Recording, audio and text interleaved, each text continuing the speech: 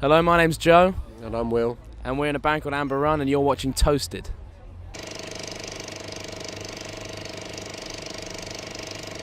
Hey, welcome to Pinkpop, guys. Yeah, How is it so far? Pinkpop's been amazing. It's been a lot of fun. Our second time in the Netherlands, and it's been a real pleasure. It seems like you guys have a pretty good relationship with the Netherlands, because your gig in the Bitterzoet Club in Amsterdam, set for the 28th of October, is already sold out. Yeah, man, it's sold out pretty quickly, and it was kind of crazy because we put it on sale on a Friday, and by the Monday we'd already sold like 60% of the tickets, which was cool. I don't know if we're upgrading it or not at this stage. We're not really sure. No, we're not going to upgrade it because for the first time you come and play a club show here, I think it's really important that we can go and look people in the eye. 350 people, we can look every single person in the eye, and then hopefully we'll come back by the end of the year or early next year, and we can start playing bigger venues. But I think it's really important because we haven't played a show properly here, in the Netherlands, and I think it's so important that you start small so that the people that were there at the first show can remember the first show rather than just jumping up to the 1,000, 2,000, which would obviously be a lot of fun, but it's how you because we play rock stuff, and I think it's so important for people to remember those first shows, those first 350 cap, 500 cap, so people can walk away and be like, yes. I always say this is probably the best period of time to watch any band, any quality band in a small club. As far as I'm concerned, are the best gigs. Yeah, you want to say you were there, and we want to allow people to say they were there. So yeah. But if you sell it out that quick, then probably you could sell out, well, Melkweg, which holds like 1,250 people as well. Yeah, I would say that we definitely could, but again, it's all about those people at the front that queue from 3 p.m. Sad faces though on Facebook for people who are missing out. Hey, well then make sure they come next time. It's we'll be coming back. It's important to us to come back, so we will. Yeah. Hey, I don't want to spoil your dinner. It's only till so we. Good. For a moment I was lost. Album just out.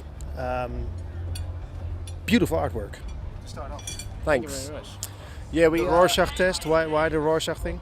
Well, we spent a bit of time before we even wrote the album really discussing about what it would be about, and we kind of, for a myriad of reasons, we kind of stumbled upon this idea of like mental health and stuff, and I think there's a lot of that in the album, purely from what we've experienced over the last couple of years in terms of depression, anxiety, that kind of thing, and the Rorschach test being quite kind of like a very visual representation of like mental health and that sort of thing. We thought it was quite a cool idea to kind of bring into the artwork and give the whole thing like a sort of concept. So we wanted to do something that was visual and kind of had a lot of meaning and a lot of relevance to what the rest of the album was about as well. Because I think it's a really strong concept. Because I see it everywhere now on your Facebook and your touring schedule, everywhere. Thank you very much. It's been really interesting the different things that people have seen in this stuff. Obviously there's every couple of people just shout vagina and but it's really interesting the different things that people see, and obviously if that's on the brain, then who are we to stop it? A lot of people see vaginas. I always see like a butterfly in every Rorschach test, but that's just me. Well, you're cute. You're very cute. You're very not anymore. You spoiled it for me. From now on, I'll only see vaginas. I'm sorry. Game over. Yeah. Hey, talking about the music. I read the fourth gig you guys ever did was at Reading. How is that even possible? So over in the UK, they have a thing called BBC Introducing, which we were lucky enough to kind of play a part in. It's funny when people, because it comes up in interviews quite often, and I do think it was an important part of our, how we got to where we were, because it made us practice, because we didn't want to be awful at our fourth show, because we were rubbish. We were awful. But looking back now. It's hard to believe, though. Yeah, it's hard to believe, and it was a good laugh, and it was a lot of fun. But it's hard to believe that you say we were awful, because we were like everyone has to start fucking up with playing out of tune. Or the first couple of shows we played were like dreadful, and it was only because we played those shows and because they were so bad that we were in a position to like kind of sort ourselves out by the time we got to Reading and Leeds, because we got offered the show based on our kind of recording material, but whether or not we could actually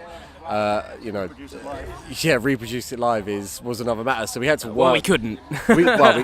we couldn't. So we had to work a lot on that, and actually it was kind of the best thing because it gave us a kick up the arse to sit there and sort out our live thing. And actually since then it's kind of been, at that time, like, live for us was a bit nervy. We didn't really know what we were doing, but ever since then, after putting in the time, like, live for us feels like the place that we excel. And that's kind of where it ties in with the second album versus the first album. Was that the first album was done in a certain way, and like our thing on the second album was we wanted to make it.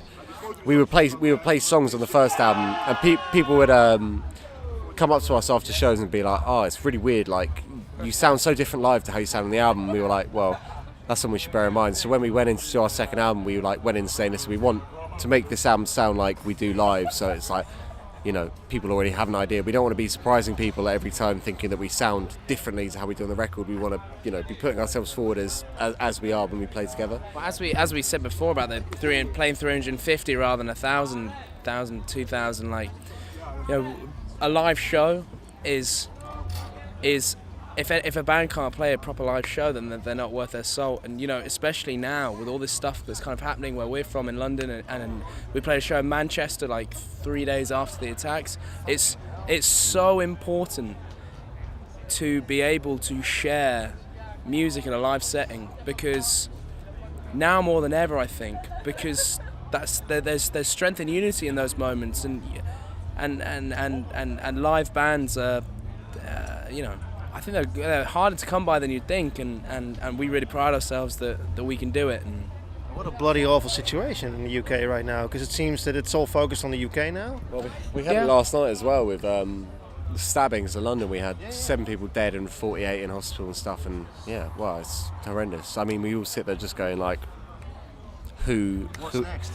Well, and you're going like, who in their right minds is thinking like the Ariana Grande concert was particularly bad because you're thinking somebody's specifically targeted, children, which is just, I mean, you can't get your head around it because it's just like so awful. But it's brutal. It's horrible and it's brutal, and I don't want to take away from the suffering of all the families and all the stuff, and of all the cities that have really had to deal with it. But we, as a nation, I've never been more proud to be British, never been more proud to be from England, because for a long time I was embarrassed because the whole Brexit thing and the kind of immigration things we were going through, that was not how myself and the people that I surround myself think.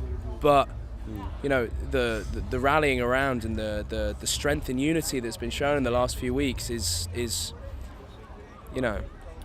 amazing. And so for the first time in maybe I say 5 years, I would actively talk to camera and be like, I am British, I am English. Before that I would skate over it. Well, there's an election coming up that might be interesting. I mean, the Tories are still very way ahead. Labour are 1 point behind now, hey, and they were like 30 to begin with, so we'll have to wait and see. We thought the same thing about Brexit. We thought the Remain were going to absolutely dominate, and some people, I find that with these situations, especially, like, there's a lot of people who are willing to talk about what they're going to vote, but there is also just the same amount of people who are willing to not say what they're going to vote. So it's impossible to like base it on polls, because there's a ton of people out there who aren't going to say what they're going to vote. So, polls are, I think, with Trump and everything as well, polls have kind of been shown to be a little bit meaningless, and we'll wait and see. Like, we're all sitting around with bated breath to see what happens, because it's a huge thing for our country as well, and that's, with the whole terrorism and the whole Trump thing and just everything that's going on in the world, like right now we need to be like unified and sorting our stuff out, and that's the problem. I hate to see like so much division. It's just, and it's why it's just such an amazing thing to be able to come so close after all these things, after terrorist attacks and the fact that the election is next week and Brexit was about 6 months ago. It's such a pleasure to be able to come to the Netherlands and play a show, to be able to turn up and have 2,000, 3,000 people singing with us. It's it had hairs on the back of my neck. It was amazing. It really was, because there's so much stuff that brings everyone together. There's so many human characteristics that we all believe so why do we even have these conversations? Before we start having to buy visas as well to just come out to the Netherlands as well. Yeah. So we'll play. Who knows We'll what's come gonna back happen. and play 1,000 shows before we have to buy those bloody visas. We'll. It's going to be 6 shows by the end of the year, I think. Deal, you're on. Hey, let's go back to the music. A track that I loved is Haze. I was wondering, is the intro really harmony or is it a harmonizer? It's that's a vocoder. Yeah, it's something called. So we had this song called Haze, which. Yeah, well, we had this song. It's funny because like when we put the song up, we had a load of people being like, "What's this weird like artificial sound? It doesn't sound like harmonies. I don't like it." And you're like, "Well, that's because it's not harmonies. It's singing through a synthesizer." And then I don't know. There's a weird amount of like people not liking it, but for us it was really important because we kind of had this song and we tried to do it as a band, as like a full band thing, but we kind of ended up being like, should we just do it as like simple as possible? You know, like Imogen Heap, hide and seeks kind of thing, like. Just put it through a vocoder, and yeah, I mean that's something we love to do. Is just, you know, put out songs that people don't really expect. Like, let's put out something that's nothing more than a vocal and a synthesizer, and just do that rather than relying on like the standard tropes that you might come to expect. Oh yeah, we've done harmonies for a long time, but there comes a moment where if you don't try something new, do something different, like, you know, we have an obligation to, you know, the fans that listen to our music to do something interesting, exciting that excites them, but we also have an obligation to ourselves to do something that excites us, because if we're not excited about the music we're creating, how's that supposed to translate to the people we're singing to? I thought it was an outstanding track. I mean, it's an obvious thing to do, but I can't recall a band who did it like this, so I think it's a very, very original idea. Thanks a lot, man. Yeah, it means a lot. It's a really, really personal song, and, you know, I think it was important that it was just one voice, and, you know, looking back on it now, I can't imagine us doing it any differently. So, it feels good. Hey, we're here at the Pinkpop Festival, of course. Important gig. You will be doing more touring here. You'll be going over. What holds in the near future for you guys? More releases, of course, singles. Yeah, I don't know when the next release will be. We've just released our new album, From a Moment I Was Lost, about, I don't know, 4 months ago. In February, and we're gonna release another album. We're gonna try and do it like midway through next year. What about a live album? I mean, I'd love to do a live album if anyone would buy it. Yeah. I think we could record it and put it online. Well, we could do. I feel like live albums are the kind of thing when, you know, like people want to hear. I think for us the focus is really on playing shows, and, you know, if we get to the point where we can do a Brixton Academy in the UK and do like be coming out to Europe and doing, you know, 1,000, 2,000 cap venues across, then maybe it'd be an opportunity. But this stage, especially when Europe, we're only looking at doing a few hundred caps in each city, so we don't want to overcook it. Yeah, I really would advise you to record the show in Amsterdam. Yeah. Just record it. If it's shit, you can always drop it. Please, man, record that show. There's also something beautiful about it's a moment in time.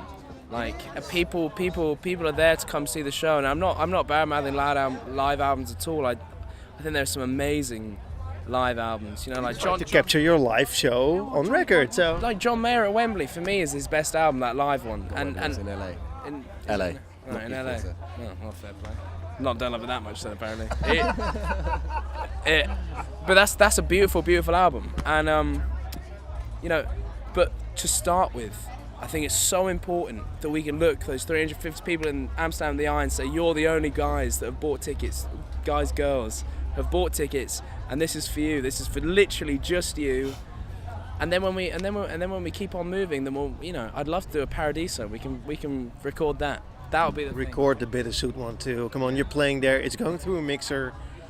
Just record it, man. Hook up your laptop. If it's dog shit, we'll throw it in the bin. Nah, we'll just give it to you. We'll send it over to you. SoundCloud. You said this. We had it on record. I'll be there. Yeah. Done. We're in trouble now.